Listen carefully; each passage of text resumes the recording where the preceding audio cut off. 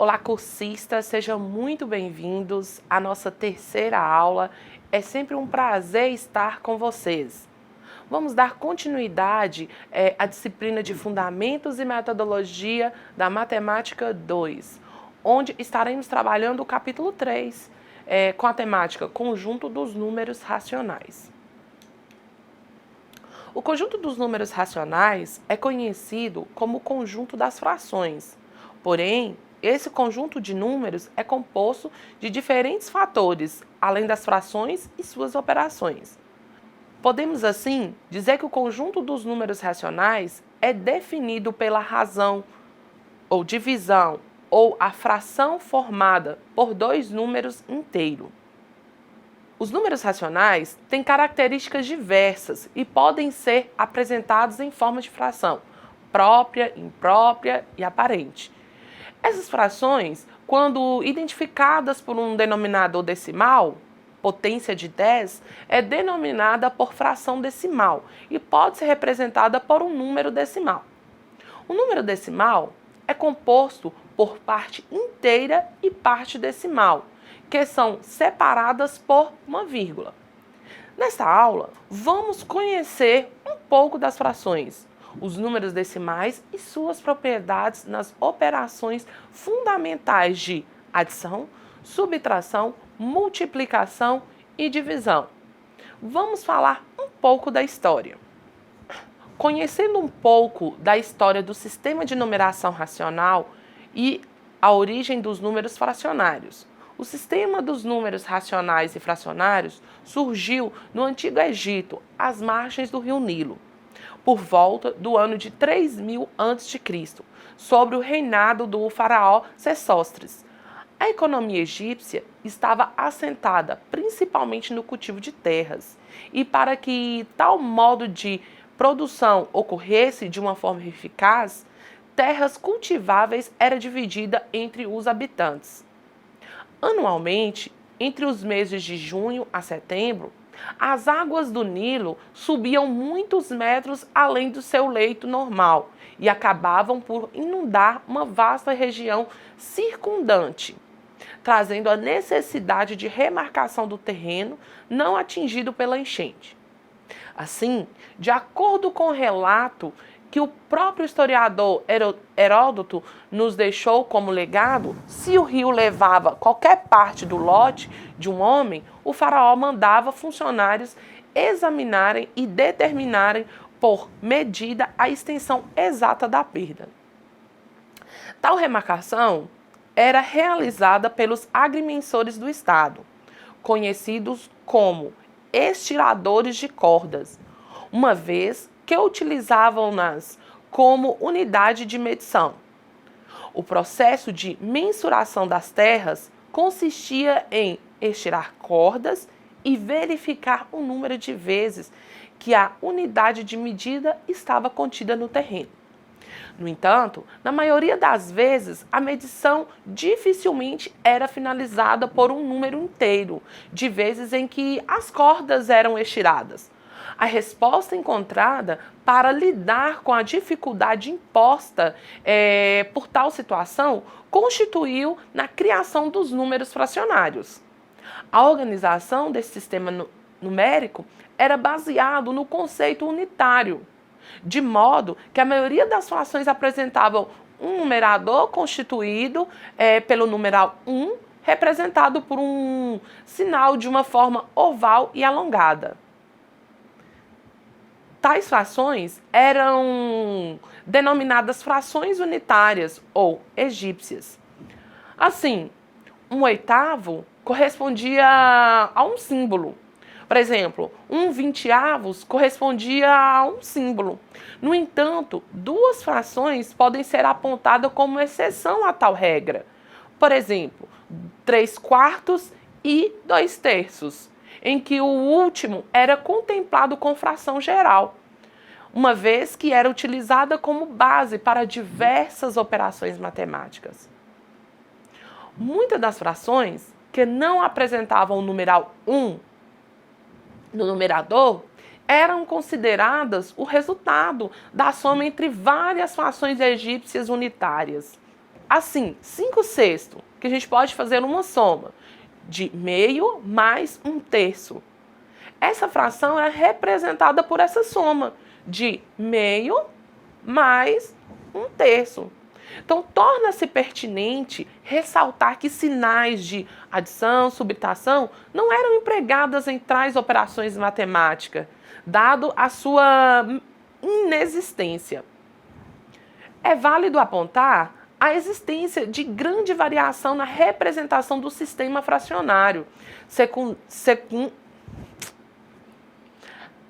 É válido apontar a existência de grande variação na representação do sistema fracionário, segundo a sociedade e a época histórica. Assim, enquanto os egípcios utilizavam de frações unitárias, na maioria das vezes os babilônios faziam uso de frações cujo denominador era 60. A maneira de representação das frações utilizada atualmente remonta ao século XVI. Grande parte do conhecimento matemático vigente na antiguidade foi resgatado pelo achado de números, registros feitos em papiros, transformando-os em valiosas fontes históricas. 2 desses importantes documentos encontrados são os papiros Hint e os papiros de Moscou, os quais auxiliou na resolução de diversos problemas matemáticos de caráter cotidiano, como, por exemplo, a armazenagem do trigo, o preço do pão e a alimentação do gado. A introdução dos números racionais depende exclusivamente das frações. O estudo das frações é necessário, porém ainda é feito de forma rígida nas escolas. Por influência da matemática moderna, as frações eram trabalhadas geralmente como grandeza contínua, dificultando a sua compreensão. Normalmente, as frações eram definidas apenas como a razão de m sobre n, em que m e n são números naturais e o n tem que ser diferente de 0, né? Ou seja, nós temos o m, que é o numerador, e o n, que é o denominador. Esse n ele tem que ser diferente de 0. A rigidez da definição de fração não contribuiu na construção da ideia de divisão entre 2 números. O estudo da fração deve ser de forma prática, porém, fundamentando em situações, problemas do cotidiano da criança. Para Piaget, o conceito de fração deve ser construído a partir do período operatório concreto. O professor deve também observar a capacidade da criança de conservar quantidades, além de compreender as grandezas discretas e contínuas. A manipulação de material concreto nas práticas da sala de aula, com experiências, pode auxiliar a criança na compreensão de repartir grandezas contínuas e discretas em proporções iguais, verificar semelhança ou não por comparação de grandezas discretas e por superposição de grandezas contínuas, compor e recompor a partição. Podemos iniciar o estudo das frações com algumas práticas dinâmicas. No caderno didático de vocês, o autor ele sugere uma atividade prática. Eu vou pedir para vocês poderem reproduzir, para poder entender na prática como funciona, né, de forma concreta a reprodução dessas frações. Vamos trabalhar agora um pouco das operações com números fracionários. Vamos começar pela soma e subtração, pois o método é igual. Primeiro, vamos falar da adição e subtração de números fracionários com denominadores iguais. Aqui temos uma fração meio. O número 1 é o numerador e o 2 é o denominador. Se formos efetuar uma soma, por exemplo, de 2/5 mais 1/5, temos 2 denominadores iguais. Logo, vamos fazer da seguinte forma. vamos somar os numeradores, o 2 e o 1, que é igual a 3. E como os denominadores eles são iguais, nós vamos conservar. Então, nós vamos ter 3 quintos. Então, primeiro nós fazemos a soma, né, dos numeradores. 2 mais 1, que é igual a 3. E o denominador, como os denominadores eles são iguais, nós vamos conservar. Vamos ter 3 quintos como resultado. Na subtração, vai acontecer da mesma forma. Imagine se nós tivermos 2 terços menos 1 terço. Para resolver, vamos fazer o seguinte. O 2 menos o 1 do numerador, que é igual a 1. E o 3 do denominador, nós vamos conservar. Logo, nós vamos ter como resultado 1 terço. O segundo caso que nós vamos ver é quando temos a adição e subtração de fração com denominadores diferentes. O estudo da soma e subtração de fração com denominadores diferentes depende exclusivamente do conhecimento das frações equivalentes como pré-requisito fundamental para a resolução dessas operações. Para somar e subtrair frações com denominadores diferentes, precisa-se igualar os denominadores.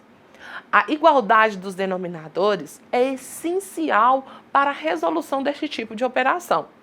Normalmente, para a resolução de uma soma e subtração de fração com denominadores diferentes, usa-se a regra prática do mínimo múltiplo comum entre os valores dos denominadores. Para a construção do conhecimento nas séries iniciais do ensino fundamental, o professor precisa desenvolver a capacidade de comparação entre frações diferentes através das frações equivalentes. Então, tanto a comparação de fração como a equivalência é requisito básico para somar e subtrair frações com denominadores diferentes.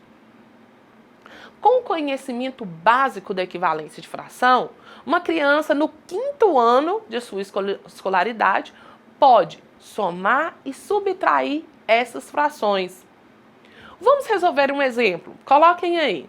Se nós tivermos 2 terços mais meio, então, primeiro, nós vamos representar cada uma dessas frações. 2 terços mais meio.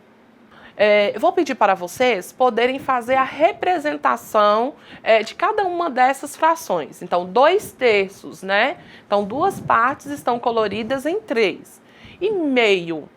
Se vocês fizerem o desenho, né, dividindo 2 partes e colorindo uma, nós vamos perceber que não há coincidência na parte colorida.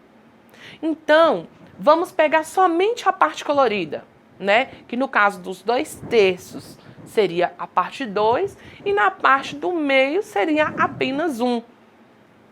Fazendo isso, vamos criar um desenho intermediário a essas 2 frações, ou seja, com uma outra divisão. Logo, com esse desenho intermediário, nós vamos fazer a comparação com as frações. E podemos observar que já podemos efetuar a soma das novas frações equivalentes, né? Ou seja, eu posso fazer este desenho para o aluno e fazer uma nova divisão para que ele possa entender, ou eu posso fazer pelo método do mínimo múltiplo comum.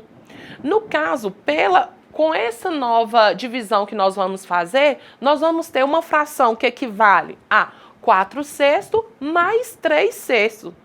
Agora sim nós podemos fazer a soma das frações. Como assim nós vamos fazer? Nós já não temos o denominador igual? Então nós vamos somar o numerador. Vai dar 7 sextos. Então, na subtração, vai acontecer da mesma forma que na soma. Só muda que no lugar da soma, nós vamos subtrair.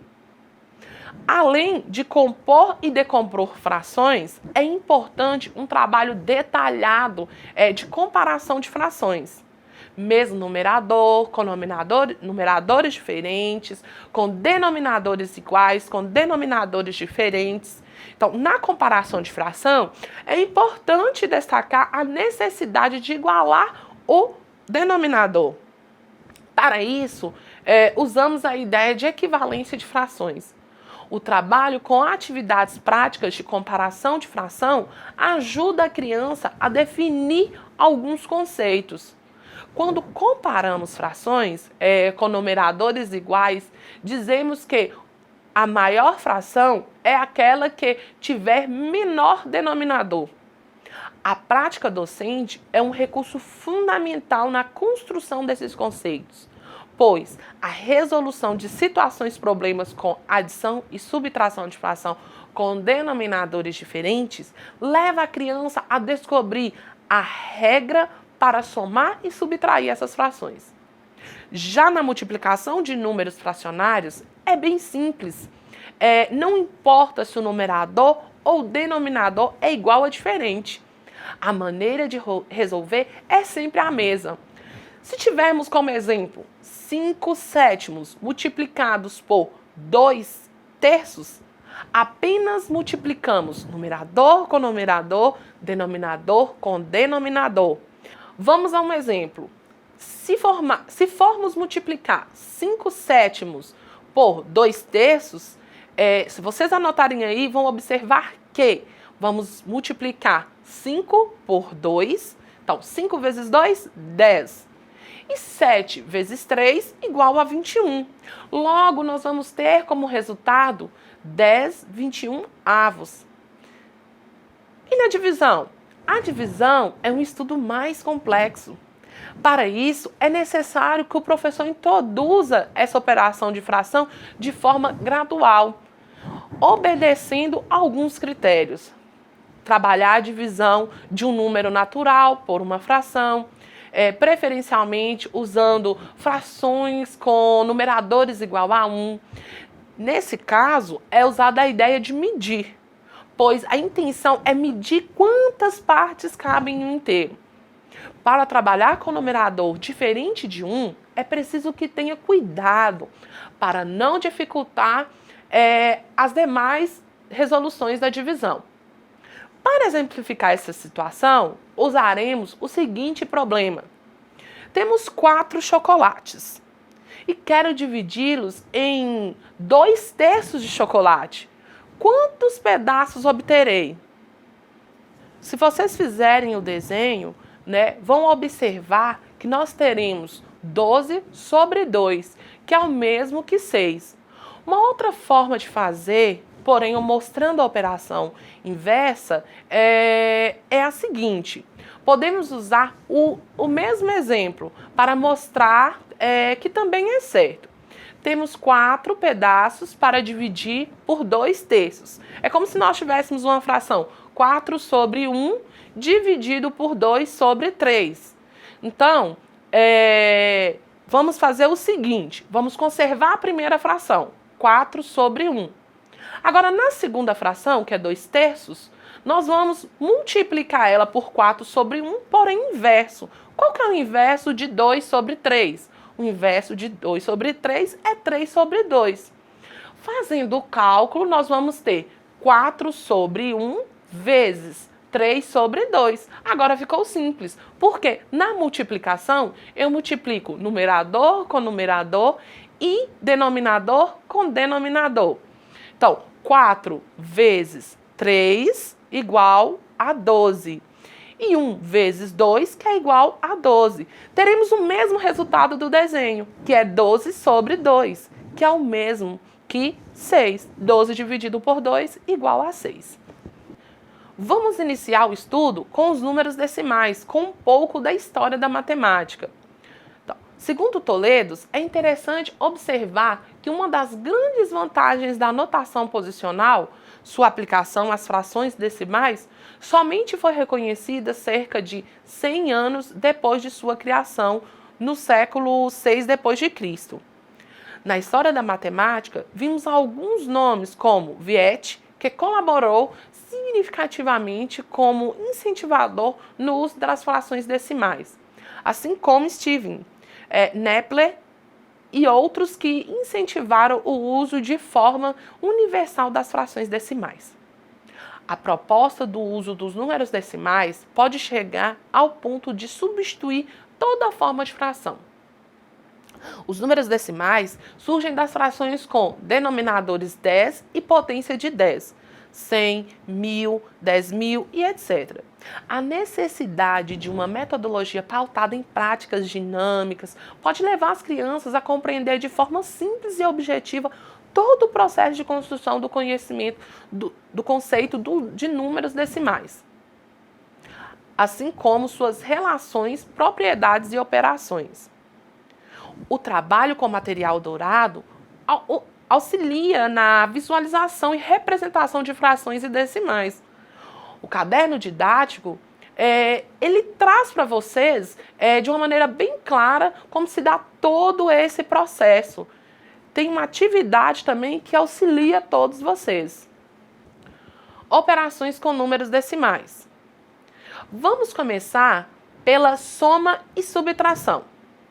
O trabalho com adição e subtração de números decimais é bem simples.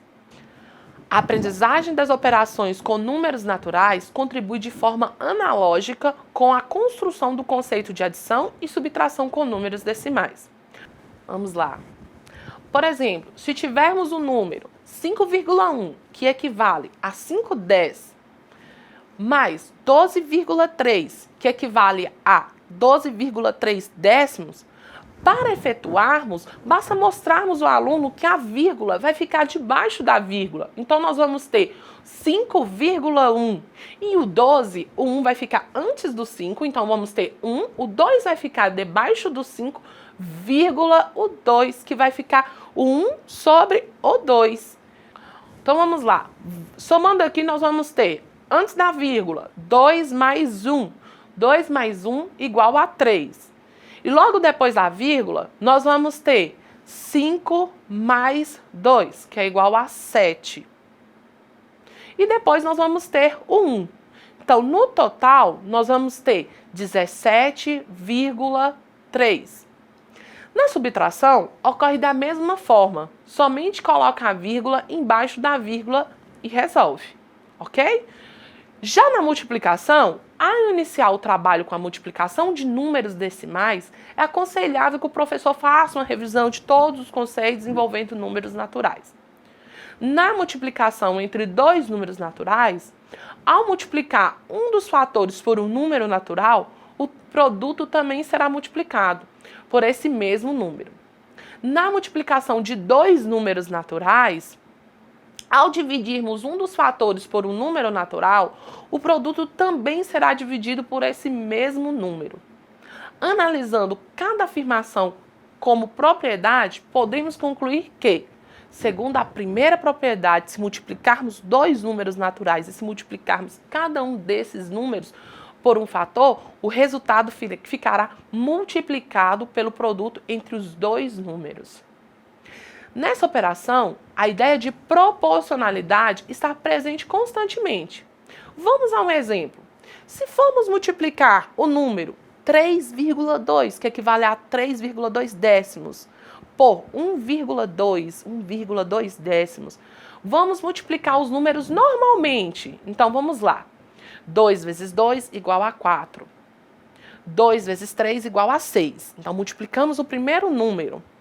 Aí saltamos aquela primeira casinha e vamos multiplicar o segundo número. 1 vezes 2 igual a 2. E 1 vezes 3 igual a 3. Somando os dois, nós vamos ter como resultado o número 384. Porém, no número anterior, nós tínhamos uma vírgula, correto? Então, vamos fazer o seguinte, vamos contar quantas casas nós tínhamos a vírgula. Então, contando as casas que nós tínhamos a vírgula no primeiro número, vocês podem olhar aí, uma casa. E no segundo número, mais uma casa. Então, no total, nós temos 2 casas decimais. Então, vamos contar no resultado dessas casas. Então, contando a primeira casa, a segunda casa, vamos colocar a vírgula. Pronto. Assim é realizada a multiplicação com números decimais. A divisão com números decimais é aquela que representa um número decimal no divisor ou no dividendo e depende de uma técnica específica para a resolução.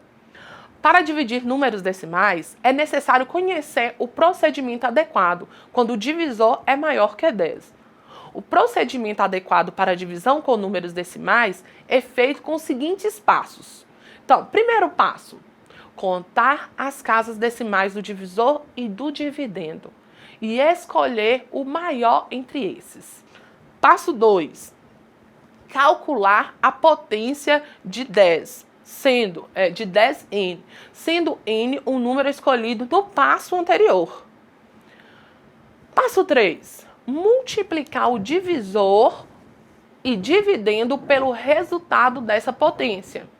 E o passo 4, realizar a divisão propriamente dita. Então, antes de fazer a divisão, nós vamos ter que multiplicar pelo número de casas, né, o número pela quantidade de casas, seguindo esses passos. Para cumprir o último passo, utilizaremos o método da chave, também conhecido como algoritmo da divisão, que é a técnica mais utilizada no Brasil. Vamos a um exemplo. Calcule a divisão de 3,82 por 0,2. Então, anotem aí para vocês seguirem o passo a passo comigo. Então, vamos seguir os passos anteriores? Então, passo 1. O divisor possui uma casa decimal e o dividendo 2. Portanto, escolhemos o número 2 para o passo seguinte. Então, seguindo os passos, nós vamos ter o seguinte, que nós vamos ter 3,82 tem duas casas e o 0,2 tem uma casa. Então, como o número de casas maior é 2, então vamos multiplicar os 2 por 100. Multiplicando por 100, nós vamos ter 3,82 vezes 100, que vai ficar 382. E 0,2 vezes 100 é igual a 20. Observamos agora que não existe mais resultados nas vírgulas dos resultados. Então, como ambos foram multiplicados pelo mesmo número, seus resultados serão iguais. Desse modo, aí nós vamos realizar agora a divisão de 382 por 20. Obtemos o mesmo resultado que na divisão de 3,82 por 0,2. Então, vocês vão fazer a divisão agora tradicional, né? Porque não temos mais as casas com vírgula e vocês terão o resultado. Se nós formos para um exemplo 2, por exemplo, se nós tivermos o seguinte, sabendo que a área de um retângulo é igual a 544,214 centésimos em metros quadrados e que sua largura mede 15,4 décimos, né? Determine a medida de seu comprimento. E aí, como que nós vamos fazer? Então, nós vamos fazer o seguinte, nós temos um número com 3 casas decimais e outro com uma casa decimal. Então, nós vamos para o que tem mais casas decimais, que seria o primeiro. Então, nós vamos multiplicar os dois por 1000. Então, multiplicando os dois números por 1000, nós vamos ter que 544.214 e nós vamos ter 15.400. Acabou a vírgula? Podemos efetuar a divisão. Eu gostaria que vocês fizessem esse exemplo aí para que ficasse bem claro para vocês. Uma vez que agora nós já não temos números com vírgula, logo vocês podem fazer uma divisão habitual, que é feito com o aluno dentro de sala de aula normalmente. E assim, nós vamos finalizando as operações com números decimais. E finalizamos também a nossa terceira aula. Espero que tenham compreendido todo o conteúdo. Peço que, em caso de dúvidas, postem em nosso chat para que todo o conteúdo fique bem claro. Deixo uma mensagem do grande Paulo Freire para vocês, para que vocês possam refletir. A alegria não chega apenas no encontro do achado, mas faz parte do processo da busca. E ensinar e aprender não pode dar-se fora da procura, fora da boniteza e da alegria. Agradeço a vocês pela nossa terceira aula. Deixo o meu grande abraço e até mais!